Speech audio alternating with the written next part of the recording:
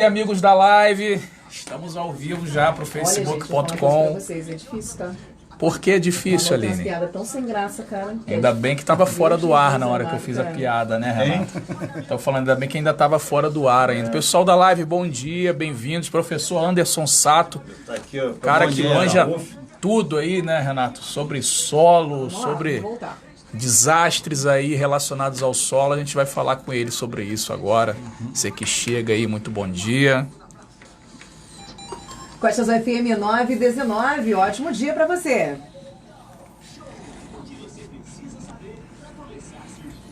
De volta aqui no Talk Show, chuvas ao longo desta semana na cidade de São Vicente, Santos e Guarujá, na Baixada Santista, litoral sul de São Paulo, e 4 na Baixada Fluminense, no Rio de Janeiro, segundo informações do Corpo de Bombeiros.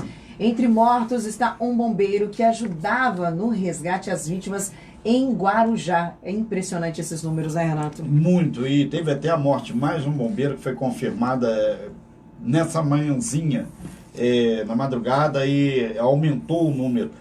Para comentar exatamente esses problemas, a gente tem o prazer de receber aqui o professor Anderson Sato, da Universidade Federal Fluminense. O professor Sato é biólogo, mestrado, tem doutorado em geografia pela Federal do Rio.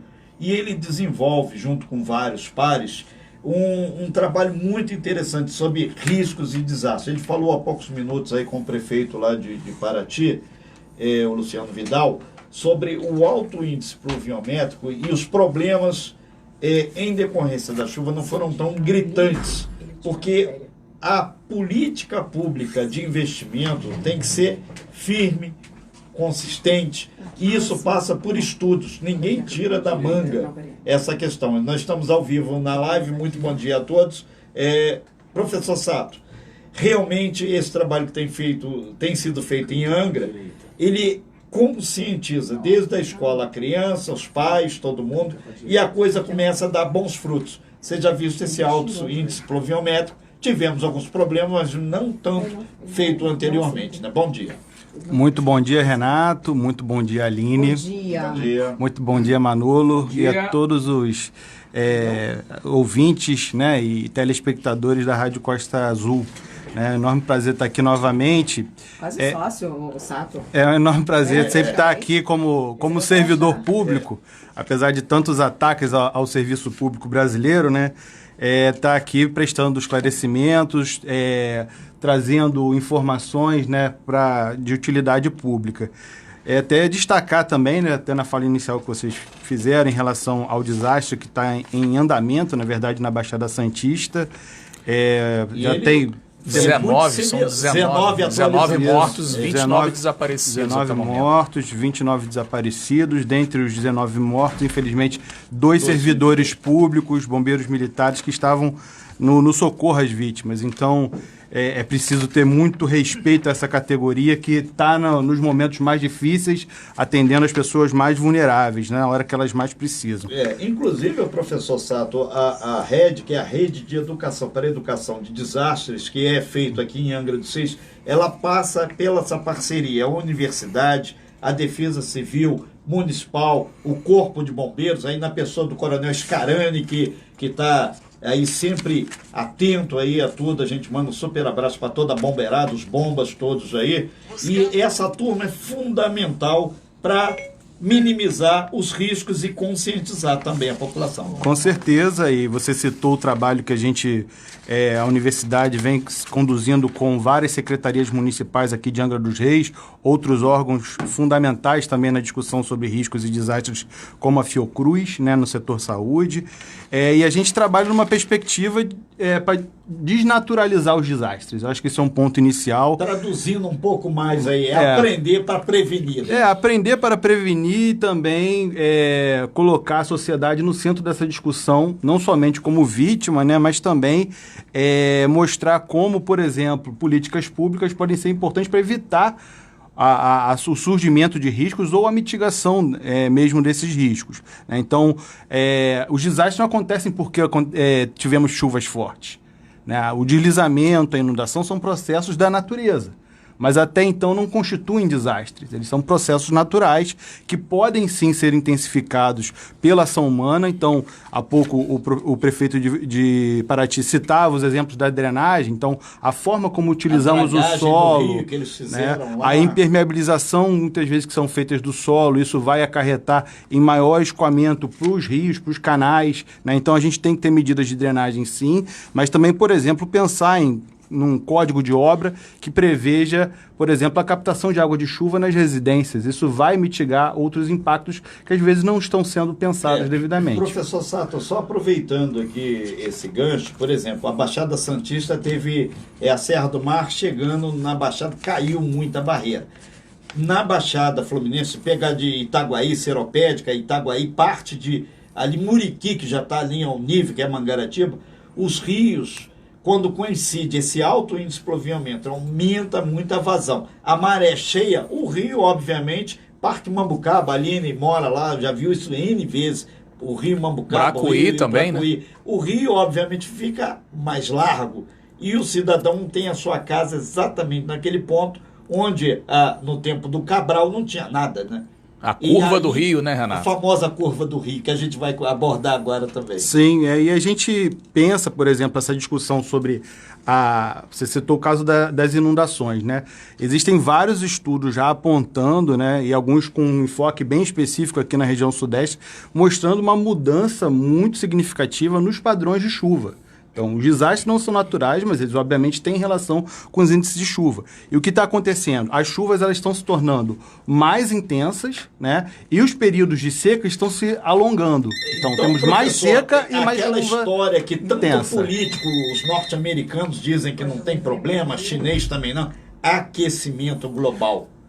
Inclusive, agora o Renato tocou no aquecimento global, parabéns ao professor Sato, que trouxe, inclusive, uma programação de slide aqui, ó, com o nome do programa aqui, Talk Show, Rádio Depois Costa Azul, para apresentar aqui. Isso no nosso site. Sim, lá. Parabéns aí pela organização, bom dia, professor Sato. Por isso o Renato que é convidado, é um dos nossos gurus aqui, sim, tipo o Mário Moscatelli, na área de biologia. Isso, o Renato falou sobre Um Dia Depois da Manhã, o que eu vou falar aqui agora, que é aquele filme, Um Dia Depois da Manhã, onde acontece uma tragédia aí devido ao aquecimento global. E aí eu lembro até que tem também um professor, um estudioso, que ele entra em debate com o vice-presidente dos Estados Unidos, isso no filme, tá, gente? E o vice-presidente não liga muito, isso aí não vai acontecer daqui a 100 anos, se acontecer, isso aí que você tá falando é ruim para a economia do país, não liga. E aí o que acontece? A tragédia vem e aí depois o vice-presidente viu que fez besteira, que era para ter ouvido lá o especialista, começa a acabar tudo. Isso é um filme, mas na vida real, todo esse estudo que vocês fazem, vocês alertam também as autoridades, olha, tem que fazer isso porque lá na frente vai acontecer isso aqui, né? Então, vocês também, com todo esse estudo, vocês passam para as autoridades, vocês alertam eles sobre o risco do que pode acontecer lá na frente, de pior, o professor. Manolo, nosso trabalho se dá em várias frentes. Estamos dialogando com os gestores públicos que estão em diversas secretarias, como do legislativo, então a gente tem essa abertura, nós estamos disponibilizando gratuitamente o nosso conhecimento, nós somos servidores públicos e estamos aqui para ajudar, principalmente as pessoas mais vulneráveis, e a gente nesses programas também estamos fazendo um processo de conscientização da população em geral, então o radialista tem um papel educador também muito relevante. Então hoje existe uma corrente que não tem o menor respaldo científico, acadêmico, que são os negacionistas, né? Alguns tentam induzir a discussão de que não haveria um processo de aquecimento global. Hoje isso é totalmente refutado pela ciência, né? Nós estamos em um processo de aquecimento global e também não existem mais dúvidas, né? Existem respaldos científicos suficientes para afirmar que esse aquecimento se dá por conta da ação humana, né? Então, isso é importante. E só para complementar um pouquinho, além dos extremos de seca e de chuva extremas, nós associamos também, até para trazer a discussão para a nossa região, com processos de subida do nível do mar. Então, todo angrense sabe, todo morador da região sabe, quando você tem chuvas intensas e a maré está alta, né, nós temos as piores condições para inundações. Então, essa combinação é muito preocupante, né, e a gente, obviamente, temos pessoas morando nas áreas marginais dos canais e nas encostas. Agora, o professor Sato, a gente recebeu aqui ainda agora que vai ter no CEA, no Centro de Estudos Ambientais, daqui a pouquinho já deve estar começando a posse dos novos integrantes aí do comitê da Bacia da Ilha Grande. E o que significa isso? Que várias pessoas aqui, tem sido feito um estudo também sobre as comunidades, pegando de Conceição de Jacareí para cá, em direção a Paraty, são várias comunidades, são vários bairros que praticamente cresceram e foram exatamente na beira do rio, na encosta, e tudo isso num momento de chuva, num momento de adversidade, é complicado, e agora parece que com esse trabalho de conscientização deu uma melhorada. E lá atrás a gente recupera também uma informação que foi na época do prefeito Tuca Jordão. Teve uma chuva intensa e eles tiraram de vários pontos aqui casas que estavam em local de risco, e isso tudo favorece hoje para não ter tanto problema quando chove. O famoso cinturão verde. A mata está lá na encosta, o local é perigoso, deixa a mata quieta lá. Sim. Sobre o primeiro assunto que você tocou, né, da reunião do comitê. Exatamente, a Universidade Federal Fluminense, ela faz parte, né, do comitê, da atual diretoria. Eu vou, saindo daqui da rádio, eu vou me dirigir ao Teatro Municipal para participar da reunião do comitê, porque um dos temas prioritários dentro da discussão do plano de recursos hídricos da nossa região aqui é exatamente a mitigação de riscos, né, a mitigação dos riscos em relação aos eventos extremos. Então faz parte também da discussão da política hídrica, né? E com relação às intervenções, às políticas públicas, né, elas podem, né, serem focadas, né? Tanto, eu acho que a medida mais sábia é evitar com que o próprio risco surja, né? Então, antes de ter problema, não deixa o cidadão fazer a casa. Exatamente. Você ter uma leitura do território e saber quais são as áreas que são passíveis de habitação e aquelas que não são passíveis. Para isso, você tem que ter uma política também associada ao planejamento de uso do solo, uma política de fiscalização eficiente, mas também um setor que, ao meu ver, tem ficado muito relegado, tem sido dado pouco destaque, são as políticas de habitação, né? Correto. Porque nós temos um déficit habitacional gigantesco no nosso país, segundo dados, né, da FGV e também da Fundação João Pinheiro. Esse número oscila entre 6 e 7 milhões de unidades como déficit de moradia. Então você tem que ter uma política também de pensar onde as pessoas vão morar, com qual orientação técnica elas vão construir, né? Então, por exemplo, órgãos que têm um papel importantíssimo, o Conselho de Arquitetura e Urbanismo, o CAU, né? Ele tem um viés de uma política de habitação de interesse social. Isso é fundamental para essa discussão e trazer isso para o âmbito das prefeituras. Professor Sato, é importante a gente lembrar isso, que na mesma época que teve essa chuva, aqui na época do ex-prefeito Tuca Jordão, teve 2010, também, né? 2010, teve lá na região serrana de Petrópolis, Friburgo, Niterói, Morro do Bumba lá, né? O que acontece? Aqui, lá deu um problema, meter a mão no dinheiro dos prédios, aqui até hoje não se tem informação sobre qualquer desvio. Mas teve um caso, que depois foi na época da prefeita Conceição, a construção daquele conjunto habitacional ali, o Minha Casa Minha Vida, na Banqueta. A instalação de um conjunto habitacional, tá certo que tirou a casa, ninguém mais foi afetado no morro, mas também a instalação do projeto habitacional tem que ser pensada, vamos botar o cidadão ali porque tá bom. Não, para evitar um outro monstro, ele só trocou o monstro de endereço, porque a família tem que estar morando em condições, com água potável. Hoje a gente recebeu pessoas reclamando de água. Inclusive lá o pessoal reclama muito saúde, de água, né? Falta d'água, Renato. Escola, saúde, toda a infraestrutura que o projeto, o programa exatamente de educação ensina a criança desde cedo que ela tem que ter direito à cidadania, e isso passa. E o trabalho que vocês desenvolvem aqui é mostrar para os políticos que realmente a coisa dá para mudar, mas para mudar ele tem que dar um passo e tirar o traseiro da cadeira e ir para o campo e ver o que está acontecendo. Né? Falta fiscalização, também, né, professor? Né? Não, falta fiscalização, em muitos casos, né, que as áreas começam a ser ocupadas, né? A gente sabe que existe atuação de vários fiscais da prefeitura, mas não é em número suficiente, né? Isso é óbvio, é só ver que o risco no município é crescente, mas também dentro da própria política de habitação existem muitas coisas a serem aperfeiçoadas. Então, esse modelo de grandes conjuntos habitacionais é um modelo que tem se mostrado errado, tem dado errado. Na região serrana, temos um condomínio chamado Terra Nova, em Nova Friburgo, são milhares de unidades habitacionais e hoje se tornou um dos principais locais, por exemplo, de violência, né, de estupro, tráfico de drogas. Então, Teresópolis fizeram um que foi um problema na beira da Isso, então existem muitas incongruências mesmo nas políticas habitacionais. E aí, até para pegar o exemplo do município de Angra, né, olha que contradição.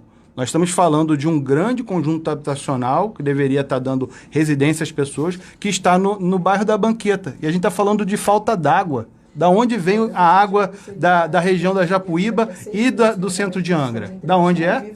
Daquela região da Banqueta, né? Exatamente, da Banqueta. A barragem da SEDAI que tem lá, né? São várias barragens, né? De Cabo Severino também e outra, né? Quer dizer, você, na verdade, por isso que a política de uso e ocupação do solo tem que dialogar, por exemplo, com a política de recursos hídricos. Se você induz a urbanização numa área onde é o seu principal manancial, isso está mostrando, ao meu ver, um equívoco.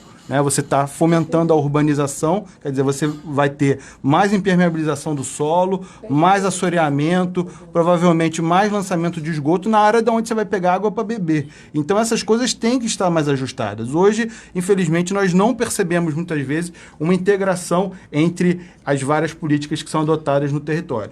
Mas professor, já caminhando até para o fechamento da sua participação, o que a gente não tenta aqui fazer um blá blá blá, não há discussão, mas apontar uma direção. O Talk Show vive de conversar e informar. Quando vocês apresentam esses relatórios com a chancela de uma universidade pública conceituada internacionalmente como é a UF, o que os políticos, os gestores públicos sinalizam? Porque para a gente, população que mora, pisa na lama, está muito claro que não pode. Mas para isso, eles não pedem o jeitinho, o que acontece? O jeitinho, na verdade, é um caminho pro erro, né? Pro erro. E por trás disso tudo ainda tem o SEMABEM, que é um órgão muito respeitado no Brasil. Sim. A gente, na verdade, discute, né? Porque o próprio processo de construção do município de Angra foi em virtude de várias políticas públicas. Então, eu costumo também abordar nas minhas palestras de que existiu uma política pública também de construção do risco no município de Angra. Não Angra dos Reis tem duplicado a sua população a cada 20 anos. Isso hoje, eu trouxe o número na última entrevista que fizemos aqui, um número impressionante. São 20 mil residências, 20 mil unidades residenciais em áreas de risco no município.